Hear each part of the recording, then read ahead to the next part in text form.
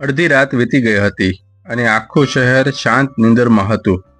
પણ શહેરની બહાર આવેલી ઝૂંપડપટ્ટીના એક ખૂણે એક કાચા ઘરમાં 12 વર્ષની આશા હજી જાગતી હતી. આજે ગુજરાતીઓના નવા વર્ષનો પ્રથમ દિવસ હતો, પણ આશાના ઘરમાં કોઈ ઉત્સાહ નહોતો, કારણ કે ગરીબી એટલી હતી કે નવા વર્ષનો ઉમંગ પણ માંડ માંડ દેખાતો હતો. આશાની આંખો દરવાજા તરફ મંડાયેલી હતી, કારણ કે એના પિતા સુનિલભાઈ હજી કામ પરથી પાછા નહોતા ફર્યા. સુનિલભાઈ શહેરની એક મોટી ફેક્ટરીમાં મજૂરી કરતા અને નવા વર્ષના દિવસે પણ તેમણે રજા નહોતી લીધી. 2 ટંકનું ભોજન અને ઘરનું ભાડું તો નવું વર્ષ જોઈને ન ઊભું રહે એમ કહીને તેઓ સવારના નીકળી ગયા હતા. આશાના માતા કમળાબેન સગડી પર ધીમા તાપે દાળ ગરમ કરી રહ્યા હતા. દાળ સાદી હતી, પણ એની સુગંધમાંય આશાને મમતાની મીઠાશ આવતી. માં, બાપુ હજી કેમ ન આવ્યા? આશાએ ધીમા અવાજે પૂછ્યું, જેથી બાજુની ઝૂંપડીમાં સૂતેલો એનો નાનો ભાઈ જાગી ન જાય. કમળાબેને વહાલથી આશાના માથે હાથ ફેરવ્યો. આવશે બેટા. શહેરના રસ્તા નવા વર્ષે ટ્રાફિકથી ભરાયેલા હોય ને, એટલે મોડું થાય. તું ચિંતા ન કર. ચાલ, મોઢું ધોઈ લે, પછી આપણે પહેલું શુકન કરીએ. શુકન? આશાની આંખોમાં નવાઈ અને થોડી ખુશી છલકાઈ. હા દીકરા, આ રહ્યું આપણું નવું વર્ષ. કમળાબેને ફાટેલા છેડામાંથી એક નાનકડી પોટલી કાઢી. પોટલીમાં હતા 3 નાનકડા સિક્કા, 1 રૂપિયો અને 2 50 પૈસાના સિક્કા. આ આપણું નવું વર્ષ. આને વાપરીને આપણે મોં મીઠું કરીશું. આશાની આંખોમાં પાણી આવી ગયું. આખા વર્ષની મહેનત પછી આ 3 સિક્કા? પણ માના ચહેરા પરની સંતોષની રેખા જોઈને એ સમજી ગઈ કે આ ધન કરતાંય મોટું ધન છે. આશાએ હિંમત કરીને પૂછ્યું કે માં, બાપુ આજે નવા કપડાં લાવવાના હતા ને? હું ને ભાઈ નવું વર્ષ નવા કપડાં પહેરીને ઉજવીશું, એવું કીધું હતું. કમળાબેનનું હૃદય એક પળ માટે બેસી ગયું. એમણે ધીમેથી આશાનો હાથ પકડ્યો. બેટા, આજે કારખાનામાં હિસાબ નહોતો થયો. બાપુ કહેતા હતા કે મંગળવારે પગાર મળશે. કપડાં તો શું, તારા માટે સોનાની બંગડી લાવીશ. આ તો જો, નવા વર્ષના આશીર્વાદ. આશાએ મન મનાવ્યું. ભલે માં, આપણે આ 3 સિક્કાનું જ શુકન કરીશું. ત્યાં જ દરવાજે કોઈકના આવવાનો અવાજ આવ્યો. એના પિતા સુનિલભાઈ થાકેલા પગલે ઘરમાં દાખલ થયા. એમનો ચહેરો નિરાશાથી ભરેલો હતો. કમળાબેને સ્નેહથી સ્વાગત કર્યું. આવી ગયા તમે? હા, પણ માફ કરજે કમળા, આજે શેઠે હાથ ઊંચા કરી દીધા અને કીધું કે નવા વર્ષે હિસાબ ન થાય. સુનિલભાઈએ ખિસ્સામાંથી એક કાગળ કાઢ્યો. બાળકો માટે મીઠાઈ લેવા પૂરતા પૈસા આપ્યા છે, બીજું કંઈ નહીં. આશાની આંખોમાં થોડી વાર પહેલા જે ખુશીનો ચમકારો હતો એ ઓલવાઈ ગયો. નવા કપડાં નહીં, ઘરમાં રાશન નહીં, બસ થોડી મીઠાઈ. પણ એણે એના પિતા સામે જોયું. એમનો ચહેરો ગ્લાનિથી ભરેલો હતો. એ સમજી ગઈ કે એના બાપુનો વાંક નહોતો. કોઈ વાંધો નહીં બાપુ. આશા દોડીને એના પિતાને વળગી પડી. આજે આટલું ઘણું છે. આપણે મીઠાઈ ખાઈને નવું વર્ષ મીઠું કરીશું. સુનિલભાઈએ દીકરીને જોરથી ભેટી લીધી. એમની આંખોમાંથી 2 ટીપા ખરી પડ્યા. મારી આશા તો મોટી ડાય થઈ ગઈ છે. ચાલ, હવે આપણે નવું વર્ષ ઉજવીએ. સુનિલભાઈએ જે કાગળમાંથી પૈસા કાઢ્યા હતા એની કિંમત માંડ 50 રૂપિયા હતી. એ પૈસા આશાના હાથમાં મૂકતા એમણે કહ્યું, આશા બેટા, તું હવે મોટી થઈ ગઈ. આ ભાઈ સૂતો છે. તું ને તારી માં જરાક શહેરના બજારમાં જઈ આવો. સારી તાજી મીઠાઈ લઈ આવો. આજે નવા વર્ષનો પહેલો દિવસ છે, તો મોં મીઠું કરવું જ જોઈએ. આશાના ચહેરા પર નાનકડી ખુશી આવી ગઈ. ઘણા દિવસો પછી એ શહેરના મુખ્ય ભાગમાં જવાની હતી. કમળાબેન ખચકાયા. નવા વર્ષે એટલી ભીડ હોય છે ને, આટલા ઓછા પૈસામાં શું મીઠાઈ આવશે? તું ચિંતા ન કર કમળા. બજારની છેવાડે પેલા રામજીભાઈની બેકરી છે ને, એ તાજી ને સસ્તી મીઠાઈ રાખે છે, સુનિલભાઈએ ભારપૂર્વક કહ્યું. આશાએ તરત જ ફાટેલી ઓઢણી માથે ઓઢી અને એની મા સાથે હાથમાં હાથ પરોવીને ચાલી નીકળી. મુખ્ય સડક પર આવતા જ આશાની આંખો પહોળી થઈ ગઈ. નવા વર્ષની સવાર હતી. બજારમાં અદ્ભુત રોનક હતી.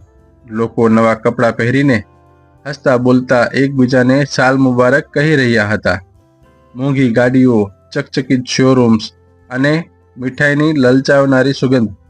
આશાને લાગ્યું કે જાણે પોતે કોઈ સપનાની દુનિયામાં આવી ગઈ છે. કમળાબેન આશાનો હાથ મજબૂત રીતે પકડીને ઝડપથી ચાલી રહ્યા હતા. જો આશા, આ બધું જોવામાં સમય બગાડવાનો નથી. આપણે જલ્દીથી મીઠાઈ લઈને પાછા જવાનું છે. બંને મા દીકરી ચાલતા ચાલતા બજારની છેવાડે આવેલી રામજીભાઈની દુકાને પહોંચ્યા. દુકાને ભીડ હતી.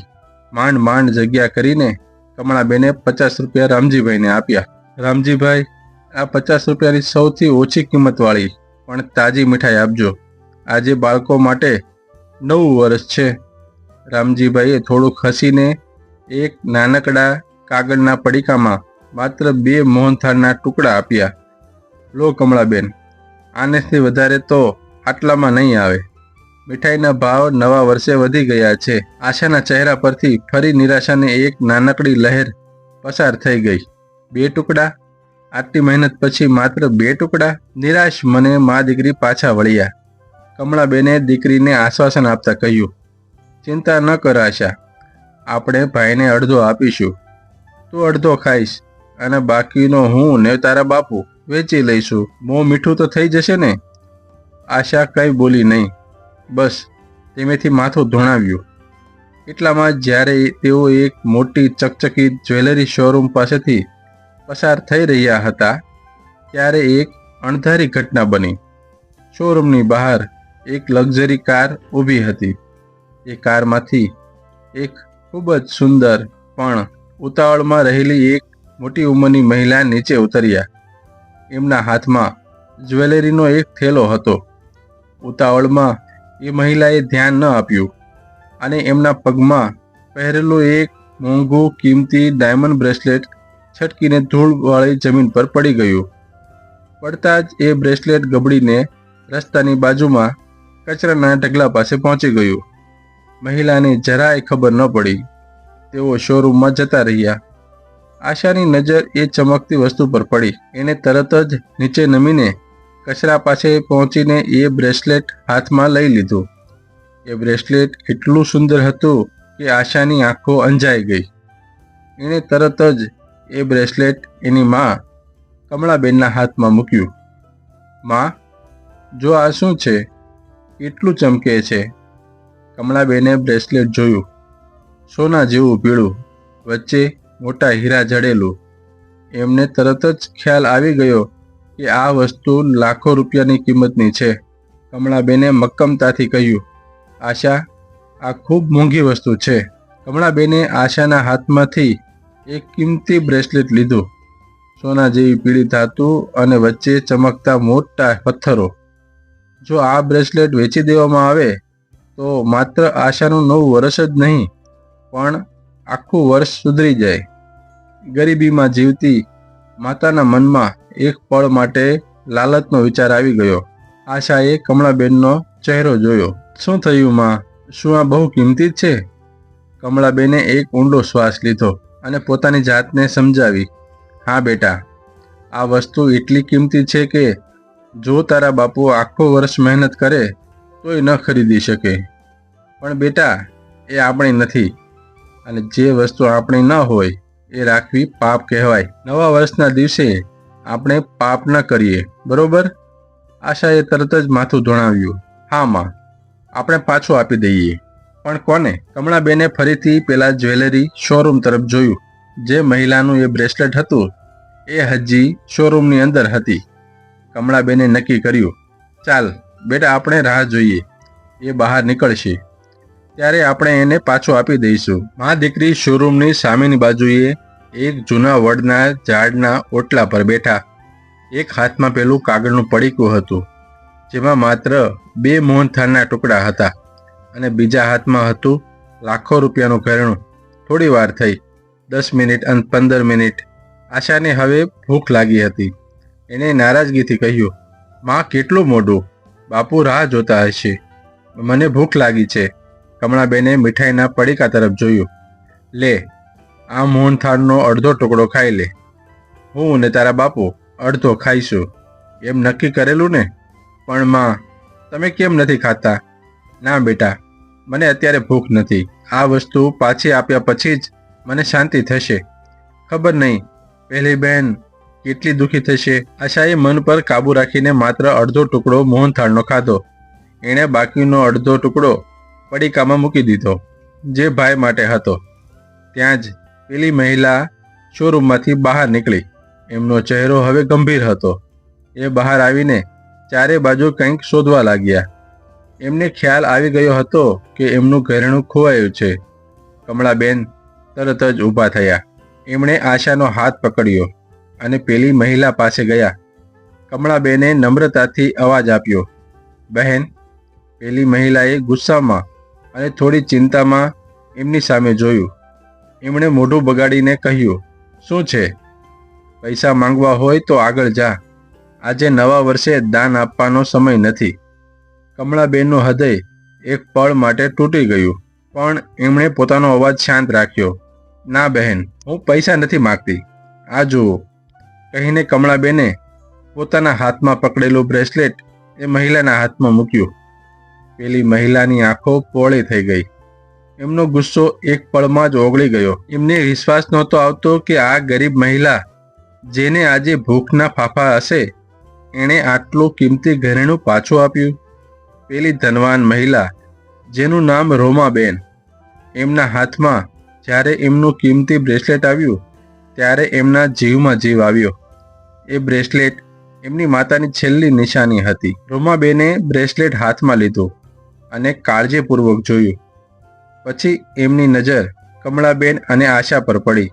થોડી વાર પહેલા જ એમણે આ ગરીબ માં અને દીકરીનું અપમાન કર્યું હતું, અને એના બદલામાં આ બંનેએ એમની લાખો રૂપિયાની વસ્તુ પ્રામાણિકતાથી પાછી આપી દીધી હતી. રોમાબેનની આંખોમાં પસ્તાવો અને શરમ છલકાઈ રહ્યા હતા. એમણે માંડ માંડ કહ્યું, મારું નામ રોમા છે. બહેન, મને માફ કરી દો. મેં તમને ઓળખ્યા નહીં. મેં વિચાર્યું કે તમે કોઈ ભિખારી હશો. આટલી મોંઘી વસ્તુ પાછી આપવાની પ્રામાણિકતા. એમની વાત અધૂરી રહી ગઈ. કમળાબેને શાંતિથી માથું હલાવ્યું. કોઈ વાંધો નહીં બહેન, નવા વર્ષનો દિવસ છે. અમારે તો બસ એટલું જ ધ્યાન રાખવાનું હતું કે કોઈનું નુકસાન ન થાય. રોમાબેને પોતાની જાતને સંભાળી. એમણે જોયું કે આશા એક નાનકડા કાકડના પડીકા તરફ ભૂખી નજરે જોઈ રહી હતી. એટલે રોમાબેન સમજી ગયા, તમે આટલું મોટું કામ કર્યું છે બહેન, હું તમને આભાર કહીને નહીં છોડું. આ જુઓ. રોમાબેને પોતાનો પર્સ ખોલ્યો. એમણે 500ની એક નોટ કાઢીને કમળાબેનના હાથમાં મૂકવાનો પ્રયત્ન કર્યો. ના બહેન, કમળાબેને હાથ પાછો ખેંચી લીધો. અમે કઈ ઇનામ માટે આ નથી કર્યું. આ અમારું ધર્મ છે. કમળાબેનને કોઈ ઇનામની અપેક્ષા હતી જ નહીં. રોમાબેન સમજી ગયા કે આ ગરીબ માતા પૈસા નહીં લે. એમણે એક ક્ષણ વિચાર્યું, સારું, તો પછી તમે ના નહીં કહી શકો. હું આ શોરૂમની માલિક છું. તમે એક કામ કરો. રોમાબેને શોરૂમના કર્મચારીને બૂમ પાડી અને કહ્યું, આ કમળાબેન અને એમની દીકરી આશા મારા માટે દેવી સમાન છે. નવા વર્ષે એમણે મને એક મોટી મુશ્કેલીમાંથી બચાવી છે. આજે આ બંને જે કંઈ વસ્તુ પસંદ કરે એનો હિસાબ મારા ખાતે લખો, અને એમની દીકરી માટે અહીં જે સૌથી સુંદર નવો ડ્રેસ હોય તે ભેટમાં આપો. કમળાબેન અને આશા બંને આશ્ચર્યમાં એકબીજા સામે જોઈ રહ્યા. શોરૂમના માણસે તરત જ આશા માટે એક સુંદર લાલ રંગની નવી ચણિયાચોળી કાઢી. આશાની આંખોમાં ચમક આવી ગઈ. એણે તરત જ એ નવા કપડાં સાતી સરસા ચાપી લીધા. પછી રોમાબેને જાતે જ કમળાબેનના હાથમાં 50 રૂપિયાના બદલામાં મોટી મીઠાઈનું બોક્સ મૂક્યું અને કહ્યું કે આ એમની તરફથી નવા વર્ષની ભેટ છે, જે ના નહીં કહી શકાય. કમળાબેનનું હૃદય ભરાઈ આવ્યું. એમની પ્રામાણિકતાનો બદલો લાખો રૂપિયામાં નહોતો, પણ એક બાળકની ખુશીમાં હતો. જ્યારે આશા નવા કપડાં પહેરીને હાથમાં મીઠાઈનું બોક્સ લઈને એની મા સાથે ઝૂંપડીએ પાછી ફરી ત્યારે સુનિલભાઈએ એને જોતા જ ખુશીથી ગળે લગાવી લીધી. આશાએ ભાઈને નવા કપડાં બતાવ્યા અને મીઠાઈનું બોક્સ ખોલ્યું. એ દિવસ આશાના જીવનમાં સાચા અર્થમાં નવું વર્ષ બની ગયું. ગરીબીની ઝૂંપડીમાં આ નવા વર્ષની રાત્રે આશાની આંખોમાં આશાનું અંજવાળું હતું. એ અંજવાળું એ મોંઘા બ્રેસલેટ હીરાનું નહીં, પણ આશાની અને એની માતાની પ્રામાણિકતાનું હતું, જેણે એમના જીવનમાં નવા વર્ષની દીવડી પ્રગટાવી હતી. મિત્રો, પ્રામાણિકતા એ સૌથી મોટું ધન છે, જે ગરીબીને પણ શ્રીમંતીમાં બદલી શકે છે. સચ્ચાઈનો માર્ગ કઠિન લાગે, પણ તે જ તમને સૌથી સુંદર ભેટ આપે છે. જો તમને આ વાર્તા પસંદ આવી હોય તો વિડીયોને લાઈક કરજો, ઘંટડી બટન દબાવો જેથી આવી પ્રેરણાદાયી વાર્તાઓ મિસ ન થાય. કોમેન્ટમાં જરૂર લખજો, તમારા જીવનમાં ક્યારેય પ્રામાણિકતાની પરીક્ષા આવી છે? આવજો મિત્રો. જય શ્રી કૃષ્ણ.